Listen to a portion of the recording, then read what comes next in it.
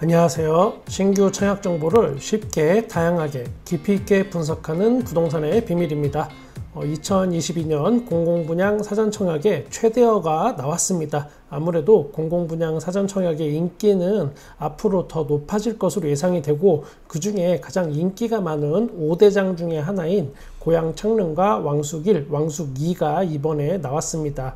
이거 한번 정밀하게 분석해 보겠습니다. 당첨 커트라인과 청약 전략은 제 기존 영상에 한번 다뤘기 때문에 그 부분은 패스하고 고양창릉부터 분석해 보겠습니다. 고양창릉의 입지는 말할 것도 없습니다. 일산보다 서울에 훨씬 가깝고 GTX A역이 생기고, 그러면 강남까지 출퇴근이 20분이면 가능해집니다.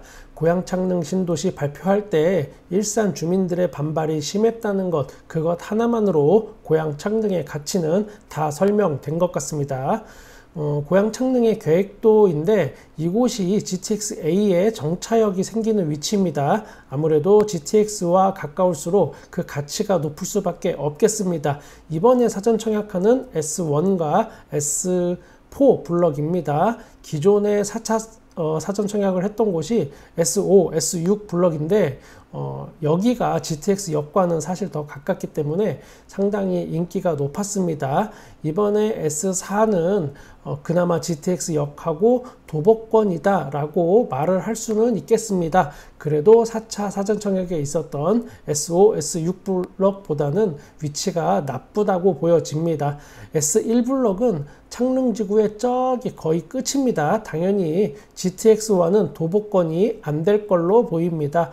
가격을 보더라도 평당가에서 차이가 나는 건 사실입니다. 냉정하게 볼 건 우리가 또 냉정하게 봐야 합니다. 그래도 한 가닥 희망은 있습니다. 고양창릉 신도시가 GTX 말고는 교통 여건이 나쁘다는 이야기가 많았습니다.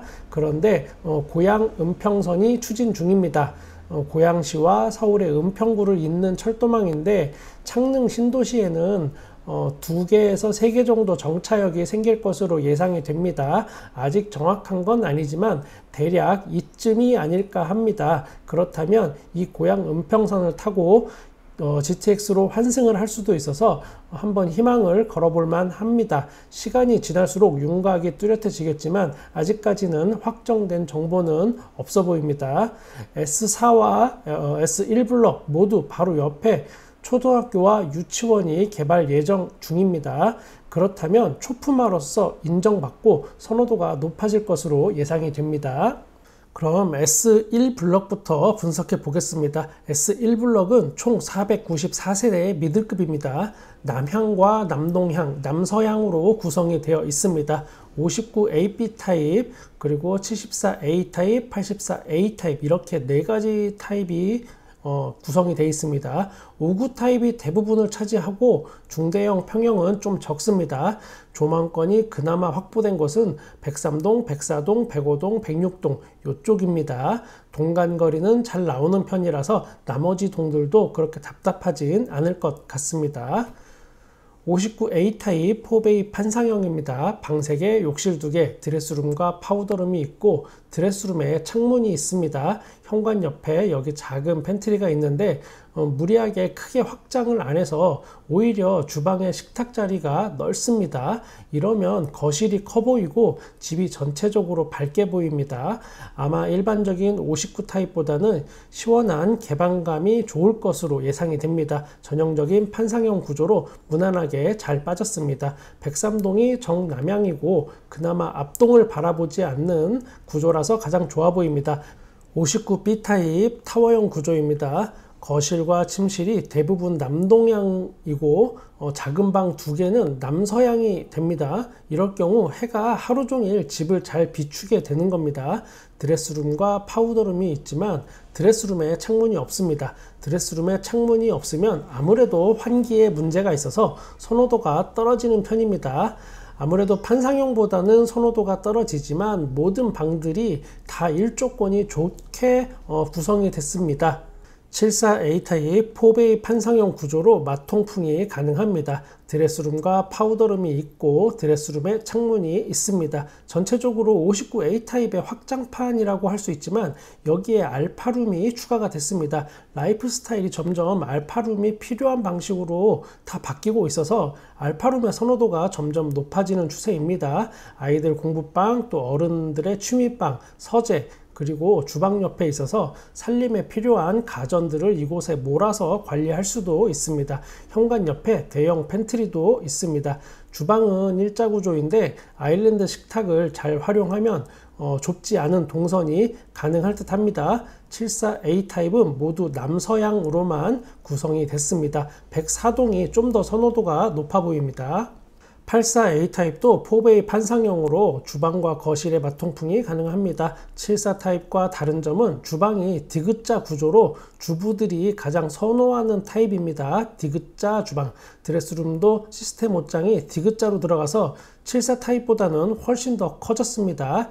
알파룸이 굉장히 큽니다. 면적으로만 따지면 침실들하고 비슷합니다. 그냥 방 4개로 사용해도 될 정도입니다. 단 알파룸은 북향이나 북서향이 돼서 햇빛은 잘 들어오지 않는 단점이 있습니다. 전체적인 특징은 팬트리는 현관에 하나만 만들고 복도 팬트리는 다 없앴습니다. 그러다 보니까 59 타입은 주방이 넓게 되고 74 타입과 84 타입은 알파룸이 커져서 그 활용도가 굉장히 높아졌습니다. 84 타입은 106동이 정남향으로 가장 좋아 보입니다.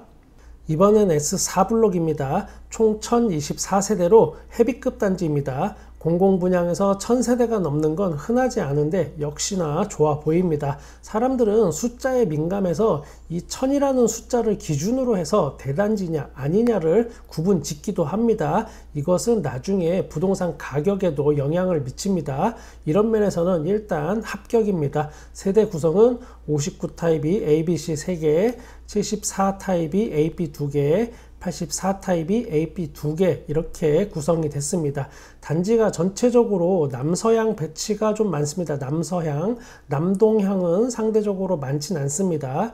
407동 74 타입이 그나마 정남향에 가깝다고 보여집니다. 조망권이 확 트인 곳은 별로 없어 보이지만 역시나 동간 거리를 넓게 배치한 구조라서 어느 곳이든 특별하게 답답하거나 하지는 않겠습니다. 59A 타입 역시나 가장 많은 구성을 가진 대표 평면입니다. 4베이 판상형으로 주방과 거실 마통풍이 가능합니다. 드레스룸에 창문이 있고 파우더룸도 작게 있습니다.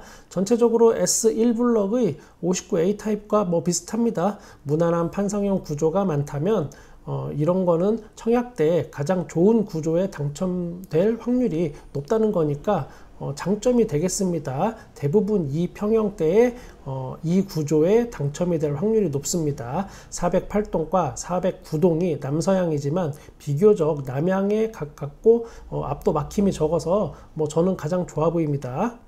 59B 타입 타워형 구조입니다. 타워형 구조는 판상형하고 달리 주방과 거실의 마통풍이 어렵다는 그런 단점 때문에 부동산 중개를 제가 직접 할 때도 선호도가 확실히 떨어지긴 합니다. 당연히 가격 차이도 나고 매매할 때 우선순위에서도 좀 밀리는 건 사실입니다. 드레스룸과 파우더룸이 있지만 드레스룸에는 창문이 없습니다. 59A 타입은 현관에 팬트리가 있었지만 59B는 이 팬트리가 없습니다. 59B 타입은 모두 남동향으로만 구성이 됐습니다.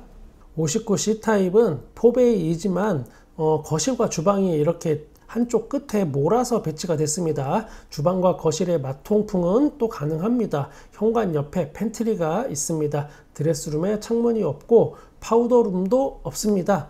59A 타입에 비해서 공간 활용도는 약간 떨어지겠으나 그렇다고 크게 단점이 보이는 것은 아닙니다. 74A 타입 4베이 판상형으로 주방 거실 마통풍이 가능합니다. 현관 팬트리가 커서 수납에 문제가 없겠습니다. 알파룸 또한 충분히 활용도가 높아 보입니다.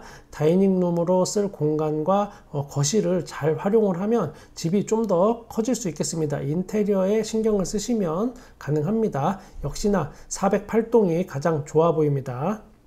74B 타입 타워형으로 59B 타입과 크게 달라지진 않았습니다. 59B에는 없던 현관 옆에 팬트리가 이렇게 생겼습니다. 그리고 복도에도 팬트리로 추정되는 공간이 있습니다.